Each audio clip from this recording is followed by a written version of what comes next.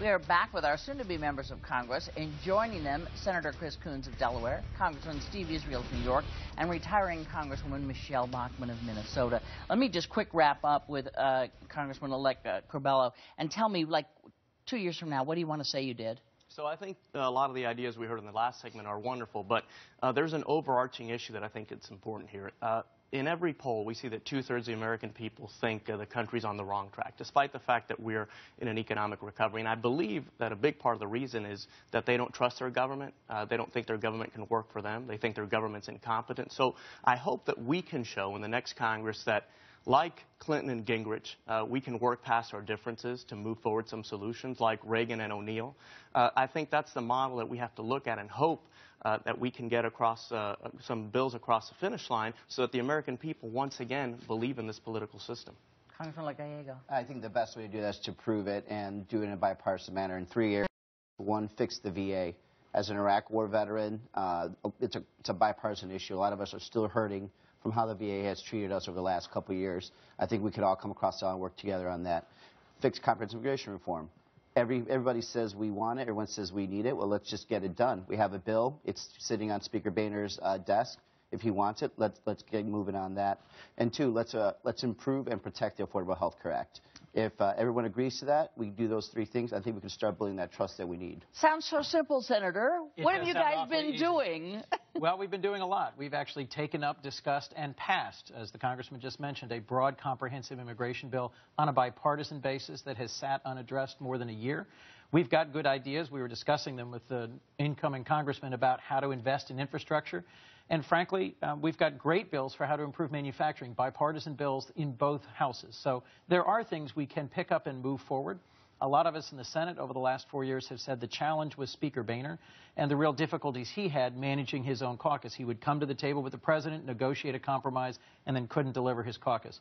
My hope is that the incoming majority leader, Senator McConnell, can manage his caucus, that the politics of 2016 don't make it impossible for the Senate Republicans to come together around a common agenda that we can then negotiate some progress.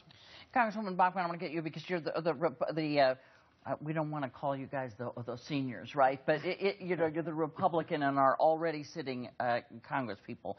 Why hasn't any of this been able to be done? Because it sounds so simple. Well, we've got areas of agreement, and I just have this feeling that 2 years from now they're going to listen to this and think we couldn't get it done. Well, it's possible to get it done. I think now we're going to have a Republican majority in the House and a Republican majority in the Senate. And we've already heard statements made by Leader Kevin McCarthy that what we're going to try to do is begin with a retreat, inviting both senators and Republicans together. That'll be a first. I think that'll be good. And it'll be communicating about what we heard on last Tuesday from the American people. They do want us to move forward. They do want us to get things done. But the first thing they did, Candy, is they held up a big stop sign. They said, we don't like what's been coming out of Washington, D.C. Listen to us. And if we here in Washington, D.C. only are talking about D.C. and not about back home, then we're going to be in trouble. We have to implement what people said to us on Tuesday. Then we'll be successful. Congressman, is that what they said? Stop the stuff you're doing in D.C.? Well, a third of the electorate voted for either a Republican or a Democrat, and 2/3 of the electorate stayed home and said, just get it done, figure this out. And I think there's a way of doing this, and we tried it several years ago, and I hope that my colleagues will participate in this. A few years ago, I started something called the Center Aisle Caucus. 25 Democrats, 25 Republicans meet on Monday nights at a Chinese restaurant because it was cheap. Pick an issue, Affordable Care Act. You get 5 minutes to disagree, and you get 55 minutes to figure out how to agree. You know what we learned? Democrats and Republicans are going to disagree on 75% of the issues. There's a reason Michelle's a Republican, I'm a Democrat. The problem with Washington, Candy, is that we agree on the other 25%, but we spend all our time beating each other up on the 75% where we will not agree. Let's focus on that 25%, and the country will be 100% better. But those are the little things, right? I mean, the 25%, you're not talking about some big agreement on Obamacare or some big agreement on even immigration reform.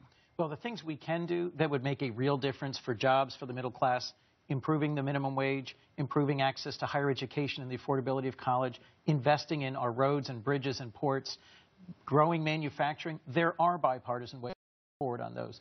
On the other issues, folks have to recognize that for the next 2 years, President Obama is president. And so the Affordable Care Act isn't going to be repealed. If the Senate looks just like the House of the last 2 years where they repealed it 54 times, knowing it would never go anywhere, then the American people will look at this dysfunction and say, we don't want that either. And the Republicans will have a very hard time in 2016. If we show we can work together and make progress on those first 4 things I mentioned, I think the American people will be very happy and will move the country forward. There's one other aspect of this, though, and that is that it's always easier and safer for elected officials, both Democrats and Republicans, to vote no instead of voting yes. Voting yes is the tougher vote, is the riskier vote. I think you had many members in both parties, but particularly on the Republican side, who were so afraid of voting yes for anything that it would be used against them in a primary. Now that we've had a cycle where, frankly, very few members lost in primaries, I think that will empower more Republican members.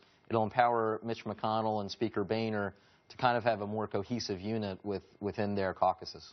Candy, not for nothing, but over the course of the last couple of years, there were almost 400 bills that were passed in the House that Harry Reid would not bring to the floor to debate and be voted upon. Those dynamics completely change now. Those pieces of legislation now will end up on the president's desk for him to either sign or veto. Just because the president going forward may indicate that any of this legislation that is going to be going through Congress will be vetoed by him does not make that acceptable. So I think that Republicans and Democrats in Congress need to work together. But a lot of these bills that didn't make their way through Congress now are going to the president. Congressman Israel, I see you. Well, no, first of all, I love somebody from Long Island. So, look, some of those bills included, as Senator Coons said, 54 separate bills to repeal the Affordable Care Act. And so, again, rather than focusing on what we're going to disagree on, which will not pass, let's just focus on the big, bold things that we can agree on. Let's not retreat to our corners after this election. Let's meet in the middle of the mat, have our philosophical differences, but no brinksmanship. Instead, let's try some cooperation, because that was the message in this election. No brinksmanship. It's right. I mean, that's hard for me to believe that's going to happen. Well, that really isn't the only message, Candy. I think the real question is, did the president listen to what happened on Tuesday night? And if you listen to his press conference, he didn't. It's almost like he had his hands over his ears, and he said, I'm going to continue my agenda. I'm going to continue to fundamentally transform the United States of America. The American people said no. They weighed in. The election had consequences. The president needs to take a measure of that result and listen to the will of the people. It's not about him. It's about the people. Do any of the Democrats sitting here think that the president should hold off on executive action about immigration? Only if there is a clear commitment from the Republican leadership to take up debate and adopt an immigration reform bill. They've had more than a year, almost a year and a half now, since the Senate passed a broad bipartisan bill that was led in part by Republican senators and have taken no action on it. That's not true. Absolutely. That is not true. We did pass an immigration bill, a remarkable bill where you had the Tea Party and establishment Republicans all agree, and we passed an immigration bill and sent it over to Harry Reid in August. Well, let's look. 68 senators, Harry Reid, John McCain, passed a comprehensive compromise in the Senate.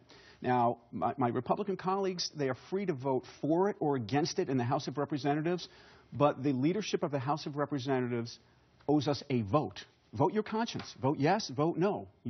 You don't like it, there are things you can find to vote on. But we have not even been permitted to cast a vote.